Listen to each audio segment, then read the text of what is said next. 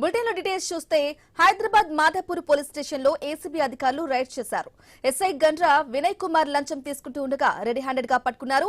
ఓ cheating కేసులో నిందితుడికి jail తప్పించేందుకు సహకరిస్తానంటూ ₹1,00,000 లంచం demand చేశాడు. 2 విడతలుగా 50-50 ఇవ్వాలని చెప్పాడు.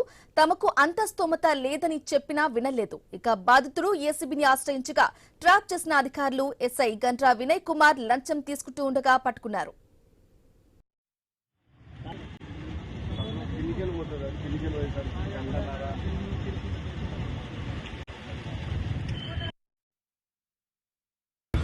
దాదాపు ₹1,00,000 డిమాండ్ చేశారని చెప్పేసి మాకు కంప్లైంట్ ఇవ్వడం జరిగింది. తర్వాత వెళ్ళి బతిలాడితే ₹1,00,000 లేవు సార్ నా దగ్గర, అంత తెచ్చుకోలేను అది అని చెప్తే, సరే 2 దఫాలుగా ఇవ్వండి, మొదటి దఫాగా ఫస్ట్ పార్ట్ పేమెంట్ కింద 50,000, తర్వాత మళ్ళీ 50,000 ఇవ్వండి అని చెప్పేసి ఆయన ఒక ఆప్షన్ ఇవ్వడం జరిగింది.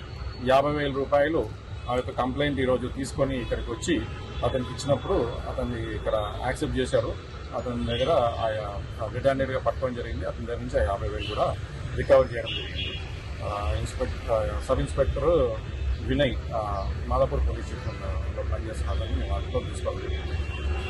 అరెస్ట్ ప్రొసీజర్స్ అవన్నీ నార్మల్గా ఫాలో అవుతాయి. దాని ద్వారా కోర్టులో ప్రొడ్యూస్ చేయాలి.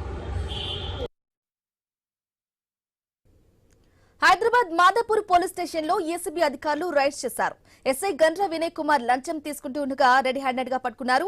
ఓ చీటింగ్ కేసులో నిందితుడికి జైలు తప్పించేందుకు సహకరిస్తానంటూ ₹1,00,000 లంచం డిమాండ్ చేశాడు. 2 విడతలుగా 50-50 ఇవ్వాలని చెప్పాడు. ఇక తమకు అంత స్తోమత లేదని చెప్పినా వినలేదు.